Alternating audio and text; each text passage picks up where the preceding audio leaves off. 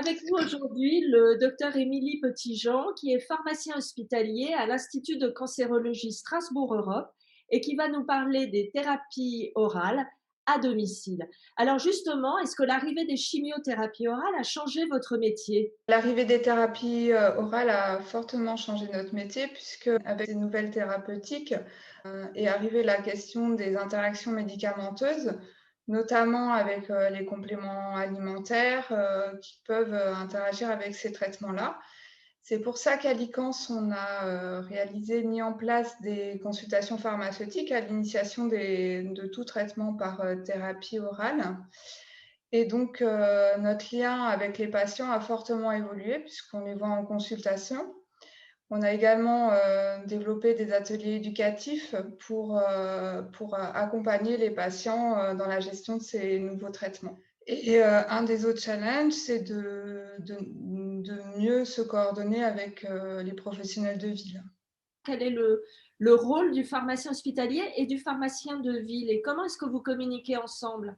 On était habitués en cancérologie à avoir des chimiothérapies injectables avec un circuit, exclusivement, très hospitalier et la dispensation des chimiothérapies orales par les pharmaciens de ville a vraiment recentré, le suivi ambulatoire, des patients et a vraiment impliqué un nouvel acteur, dans les parcours de ces patients, qui est le pharmacien d'officine. Alors on assure le suivi avec la pharmacie de ville pour que le pharmacien puisse préparer la première dispensation du traitement. Il faut qu'il puisse se préparer et puis on va l'aider dans la gestion des effets indésirables et puis on va structurer le suivi en insistant sur les points sensibles qui pourraient être un point critique pour, les patients.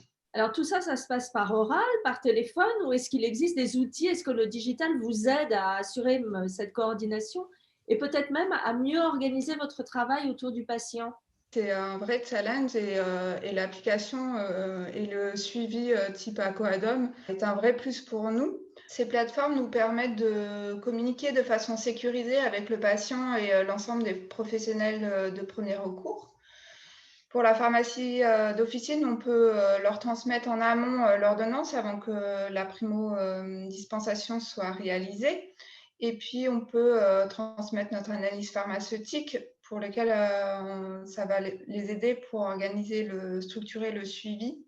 Cela nous permet aussi d'avoir un échange, d'avoir une remontée d'informations. On attend, des pharmacies d'officine, des pharmaciens qui nous remontent les éventuelles toxicités qu'il pourrait y avoir au traitement et puis qui nous fassent remonter les difficultés que peut avoir le patient dans la gestion du traitement au quotidien, puisque c'est lui qui est vraiment là au premier recours. Ça vous permet de mieux organiser le suivi du patient, les consultations futures avec toute l'équipe hospitalière?